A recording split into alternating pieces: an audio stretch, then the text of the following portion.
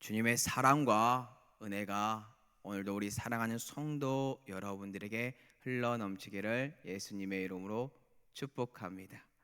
네, 금일은요, 주여 기도해 주세요. 주여 기도해 주세요라는 말씀의 제목으로 성령의 호흡을 하고자 합니다. 오늘의 본문의 내용은 이렇습니다. 잠시 후면요, 베드로가 예수 그리스도를 모른다고 부인할 내용이 이 이후에 등장을 할 것입니다. 예수 그리스도께서 베드로를 불러 말씀하시기를요, 사단이 너희를 밀 까부르듯 하려고 요구하였지만 예수님께서요 베드로를 위해 기도해 주었다라고 말하고 있습니다. 이는 베드로의 믿음이 떨어지지 않기 위해서다라고 답까지 알려줍니다. 이 말에 베드로는요, 자신은 절대로 주님을 부정하지 않을 것이라고 인간적인 호언장담을 우리에게 보여줍니다. 하지만 주님은 정확하게 너가 나를 닭이 울기 전 3번이나 나를 모른다고 부인할 것이다 라고 알려주는 대목이 오늘의 본문입니다. 그렇다면 오늘 우리가 함께 고민하고 나누었으면 하는 내용이 있는데요, 주님은 오늘날 도대체 누구를 베드로처럼 부르고 있는 것일까요? 먼저 금일 본문 22장 31절 한번 읽어볼게요. 시몬아 시몬아 보라, 사탄이 너희를 밀 까부르듯 하려고 요구하였으나. 오늘날에는요, 시몬아 시몬아 부르는 것처럼 각 개인을 부르고 있습니다. 종구가 성도 여러분들의 이름을 부르고 있다라는 뜻이에요. 주님께서 우리를 부르면서 무엇이라고 말하고 있습니까? 사탄이 우리를 원한다고 알려주고 있습니다. 우리가 사탄인 자신들과 함께 영원한 형벌을 받게 해달라고 우리를 계속해서 사단들이 요구하고 있다라는 것을 알 수 있다라는 뜻이지요. 사랑하는 성도 여러분들, 사탄이 오늘도 여러분들을 하나님께 요구하고 있다는 것을 믿으십니까? 우리의 믿음이 후퇴하기를, 넘어지기를 원하고 있다는 것을 혹시 믿으십니까? 사탄이요 그들을 밀 까부르듯이 요구하였다라는 게 무슨 뜻입니까? 문자적으로 해석을 하면 채를 흔들다, 채를 흔들므로 알곡과 쭉정이를 골라내는 행동입니다. 이를 통해 알곡과 쭉정이가 구별이 되겠죠. 자연스럽게 결국 하나님의 자녀들과 사단의 자녀들, 그들이 구별이 되고요, 우리들은요 그들이 원하는 것은 무엇이냐? 사단의 자녀가 되게 해달라고 계속해서 요구하고 있다는 거예요. 금일 본문 베드로의 넘어짐, 그것을 원하고 있는 사단의 전략, 오늘날로 우리에게 적용을 해서 전달을 하면 어떻게 우리가 적용을 할 수 있을까요? 사단이요 교회의 지도자들의 넘어짐을 원하고 있다라는 뜻입니다. 가장 쉽게 적용을 해볼게요. 우리 교회에 적용을 하면 누가 넘어지기를 가장 원하고 있을까요? 베드로는 제자 중에 가장 선임입니다. 당연히 그러면 저희 교회 담임 목사님 넘어지기를 원하겠죠. 사단의 자녀가 해달라고 그렇게 기도를 하고 있겠죠. 그렇기 때문에 성도 여러분들 고민하셔야 돼요. 기도하셔야 되고요. 자, 그러면 이걸 좀 더 확대를 하면 어떻게 될까요? 대한민국을 보면 대한민국의 모든 지도자들, 그들이 넘어지기를 원한다라는 뜻이에요. 사단이 계속해서 그들의 모든 것들을 넘어뜨리고 싶어 합니다. 자, 그러면 또다시 이거를 축소해서 우리에게로 가지고 오면 어떻게 될까요? 여러분들의 가정들을 살펴보기를 원합니다. 믿음의 가장들, 아니면 남편이나 아내분들, 그들의 넘어짐을 원하고 있는데 그들이 사단의 자녀가 되기를 밀가부르듯이 계속해서 주님께 와서, 하나님께 와서 요구하고 있다라는 뜻입니다. 안타깝죠. 근데 우리는 이것을 몰라요. 이것을 모르면서 우리가 도대체 어떠한 것을 고백하고 있는지 아십니까? 선줄로 섰다라고 착각에 빠져서 그렇게 걸어간다라는 뜻이에요. 우리의 믿음은 괜찮아, 우리의 삶은 괜찮아, 이렇게 살아도 괜찮아. 왜? 나는 인간적인 호언장담 속에 하나님만을 붙들고 살아갈 수 있는 사람이기 때문에 괜찮다라고 고백을 한다라는 뜻입니다. 정말로 그렇게 고백을 했는지 한번 살펴봐야 되는데요. 누가복음 22장 33절 한번 다 같이 읽어볼게요.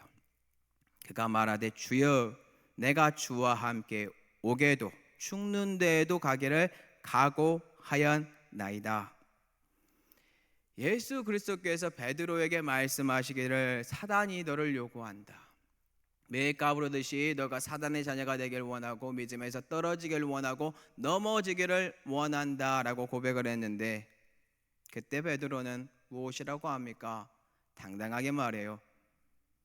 참 답답한 상황은 무엇인지 아십니까? 예수님께서 그의 대답을 듣고 닭 울기 전에 네가 나를 모른다고 3번이나 부인할 것이라고 그렇게 알려주었다라는 뜻이지요. 이를 통해 어떤 것을 우리가 알 수 있을까요? 인간의 결단, 노력, 의지 참 보잘것없이 허물어진다라는 거예요. 근데 말에는 힘이 있다라는 것을 믿고 우리는 고백을 하고 선포를 하는데, 그 안에 믿음이 없다면, 하나님이 허락한 은혜가 없다면 그 사람은 그냥 꼬그라질 수밖에 없다라는 뜻입니다. 이 사람이 누구였죠? 네, 선임 지도자 베드로였습니다. 그가 넘어졌습니다. 그렇다면 우리에게 진정으로 필요한 것이 무엇일까요? 오늘 이 마음이, 이 은혜가 우리에게 주어졌으면 너무나 좋겠습니다. 우리에게 필요한 것 바로 주님의 기도입니다. 오늘 주님께서요 베드로에게 기도를 허락했어요. 이 기도가 어떠한 기도입니까? 누가복음 22장 32절 다 같이 읽어보겠습니다. 그러나 내가 너를 위하여 내 믿음이 떨어지지 않기를 기도하였노니. 베드로의 넘어짐은요 인간의 대표성을 띠고 있는 아담의 넘어짐과 같습니다. 모든 사람의 넘어짐에 대한 것을 보편적으로 알려주고 있다라는 뜻이에요. 그렇다면 그가 일어나서 믿음으로 살 수 있는 이유, 그 이유가 무엇입니까? 오늘 본문에서는 우리에게 예수 그리스도의 기도라고 알려주고 있습니다. 오늘 저는 한없이 주님께 고백하고 싶습니다. 외치고 싶습니다. 주여 부족한 종을 위하여 기도해 달라고 외치고 싶습니다. 그리고 주님 품 안에서 떨어지지 않게 해달라고 기도하고 싶습니다. 그런데 실질적으로 베드로가 이렇게 고백했습니까? 아닙니다. 저 포함한 모든 사람들은 어느 순간 선줄로 섰다라고 말을 하겠죠. 그리고 우리가 가지고 있는 그 믿음 속에서 걸어간다라고 착각에 빠질 수도 있어요. 근데 오늘 본문에 보고 신약을 보고 말씀을 보면 살펴보면 우리가 아니더라고요. 누가 먼저 다가오셨습니까? 꼭 하나님께서 먼저 다가오십니다. 오늘 본문에 등장하는 예수 그리스도처럼 주님이 먼저 기도해 주시고 다가와 주신다는 뜻이에요. 그렇기 때문에 우리가 다시 걸을 수 있는 이유 무엇입니까? 우리 중보자 되시는 예수 그리스도의 기도가 허락되었기 때문입니다. 이것을 꼭 믿으시기 바랍니다. 그렇다면 오늘날 주님께서 베드로를 위하여 기도해 주신 이 기도, 어떠한 의미가 있을까요? 오늘날 우리에게 이렇게 적용을 하고 도출을 해보면요, 아직도 중보자 되시는 예수 그리스도께서 우리를 위하여 사단이 밀가부르듯이 우리를 요구하고 있는 이 순간에도, 넘어지길 원하는 이 순간에도 우리를 위하여 중보자 되시는 예수 그리스도께서 기도해 주고 계시다라는 거예요. 그리고 우리의 눈으로 그러면 확인할 수 있는 방법은 무엇일까요? 다른 사람을 위해 기도해 주는 것이 도구 기도라고 합니다. 바로 성도 여러분들이 기도하는 이 순간, 주위에 있는 사람들의 대신 기도해 주는 이 모든 기도의 순간, 이것을 우리는 눈으로 보고 실질적으로 믿음의 체험을 할 수 있다는 뜻이에요. 왜 그럴까요? 이 기도는 나의 기도로 끝이 아닙니다. 예수 그리스도가 교회 머리가 되어 주셨고 우리는 교회 몸이 되었고 우리의 진액, 뿌리와 줄기가 누굽니까? 단 한 분 예수 그리스도입니다. 그분을 통하여 우리 마음에 올라오는 영적인 축복과 은혜 속에 한탄하는 영과 내 주위에 있는 주위 사람들을 바라보면서 국률의 마음에 모든 것들이 쏟아져 옵니다. 그를 위하여 기도하는 그 순간 이 기도가 나의 기도입니까? 나와 하나님이 하나가 되어 하늘의 뜻이 내 가슴 속으로 들어와 그 영혼을 살리는 그러한 기도, 그 기도를 여러분들을 통하여 하고 있다라는 뜻입니다. 그렇기 때문에 우리는 이 은혜의 기도를 사모해야 할 줄로 믿습니다. 그리고 이 기도가 어떠한 기도인지 아십니까? 주위에 있는 사람들을 십자가를 통과하게 하는 은혜의 기도입니다. 이 말이 무슨 뜻입니까? 오늘 본문은 실질적으로 예수 그리스도께서 십자가를 짊어지기 전 베드로를 위하여 기도한 내용입니다. 예수 그리스도가 잡혔을 때 모든 이들이 떠났습니다.